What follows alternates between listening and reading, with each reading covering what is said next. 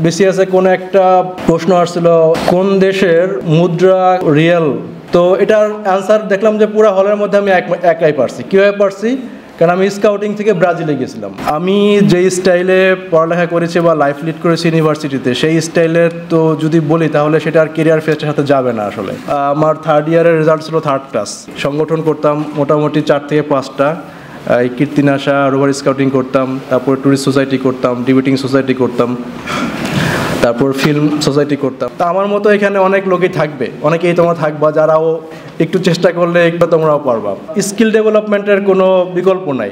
Civil সার্ভিসও দেখি skill লোক কিন্তু একদমই নাই।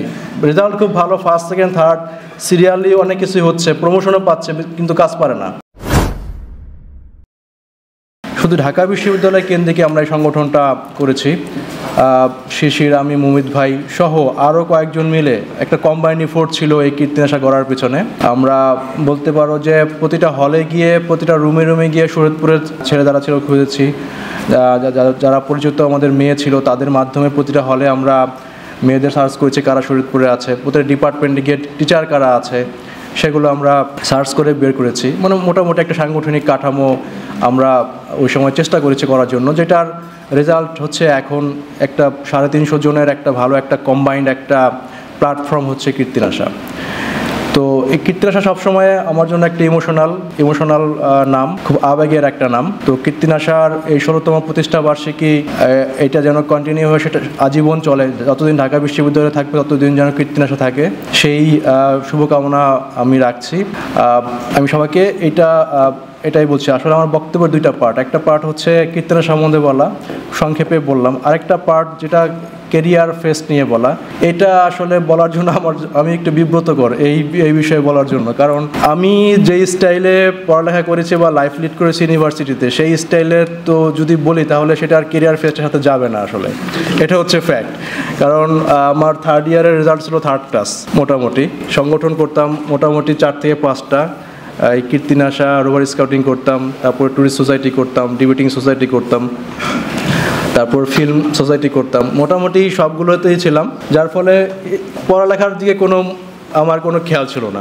যার ফলে যেটা হয়েছে ওই পার্টটাতে মানে সবাই বলবে কীভাবে ভালো করা যায়, কীভাবে কেরিয়ার ডেভেলপমেন্ট করা যায়। তো আমি যদি ধরে থাকি যে আমি কেরিয়ারে সফল, তাহলে আবার এটা রিপ্রেজেন্টেশন এভাবে দেওয়া যেতে পারে যে আমি একদমই কোনো পড়ালেখা না করে মোটামুটি থার্ড ক্লাস পেয়েও যেহেতু কেরিয়ারে মোটামুটি একটা জায়গায় আসতে পারছি। তা আমার মতো এখানে অনেক লোকই থাকবে, অনেকেই তোমরা থাকবা যারাও একটু চেষ্টা করলে, একটু নজর রাখলে, খোলামেলাভাবে চেষ্টা করলে তোমরাও পারবা।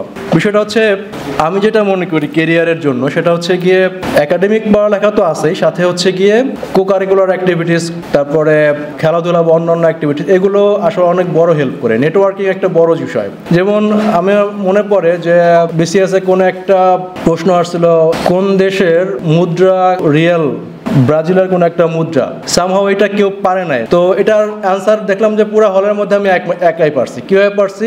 কারণ আমি স্কাউটিং থেকে ব্রাজিলে গেছিলাম। তো ব্রাজিলের মুদ্রা যে ওই সম্ভবত রিয়েল, তো ওইটা আসলে জানলাম কীভাবে, শুধুমাত্র সংগঠন করার কারণে। ফ্যাক্ট হচ্ছে এরকম।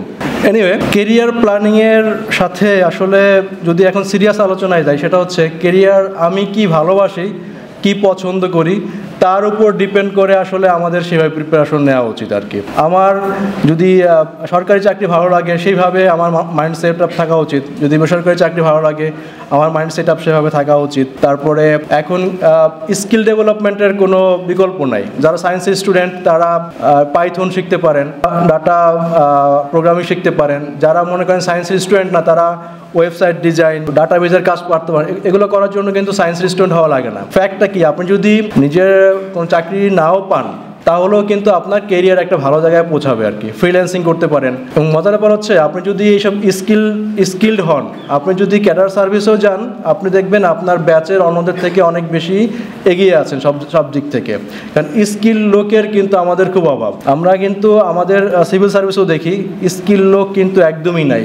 রেজাল্ট খুব ভালো, ফার্স্ট সেকেন্ড থার্ড সিরিয়ালি অনেক কিছুই হচ্ছে, প্রমোশনও পাচ্ছে, কিন্তু কাজ পারে না। রিটায়ারলি কোনো কাজ পারে না, একটা টাইপ করতে পারে না। আপনি ভালো একটা ডিরেকশন দিতে পারে না, মানে স্কিলের খুবই অভাব আর কি। এজন্য স্কিল ডেভেলপমেন্টটা খুবই জরুরি। আর কেরিয়ার নিয়ে যদি সিরিয়াস চিন্তা করেন সেক্ষেত্রে আপনি ইউটিউবে, তারপর টেক টিউব নামে একটা ওয়েবসাইট আছে, টেক টিউব, সেখানে আপনি আপনার পছন্দ অনুযায়ী অনেক কিছু দেখতে পারবেন। আপনি আইডিয়া নিতে পারবেন টেক টিউব থেকে, মানে রিসার্চ বেস। টিকটক না, টেক টিউব, ঠিক আছে? এই টেক টিউবটা আপনাকে অনেক বেশি হেল্প করবে আর কি। আমি পুরো ইউনিভার্সিটি লাইফটাই এনজয় করেছি, যার ফলে এনজয়ের সাথে সাথে আমি কিন্তু আমার ফোকাসটাও একটা সময় ঠিক ছিল যে আমাকে কিছু একটা করতে হবে। ফোকাস ঠিক ছিল, আবার ইউনিভার্সিটি শেষ করার সাথে সাথে প্রেশারও ছিল, প্রেশার ছিল খুব তাড়াতাড়ি বিয়ে করতে হবে, যার ফলে সব দিক থেকেই আসলে আমাকে ফোকাসটা রাখতে হয়েছে। সো আমার উদাহরণ যেমন আপনার জন্য খাটবে না, আপনার উদাহরণ আরেকজনের জন্য খাটবে না। ইন্ডিভিজুয়াল উদাহরণ, ইন্ডিভিজুয়াল ওয়ার্ক ইন্ডিভিজুয়াল লেভেলে আর কি। সুতরাং আপনি নিজে চিন্তা করেন যে আপনার জন্য কোনটা বেস্ট, সেই অনুযায়ী কাজ করেন। আর সবশেষে আবারও কৃতজ্ঞতা জানাচ্ছি এখানে যারা উপস্থিত আছেন, আপনাদের দেখে সবাই খুবই ভালো লাগলো। সভাপতি, সাধারণ সম্পাদক সহ বর্তমানে যারা শিক্ষার্থী আছেন, যদি কখনো স্মরণ করেন যে কোনো সময় আমাকে পাবেন। ধন্যবাদ সবাইকে। ধন্যবাদ।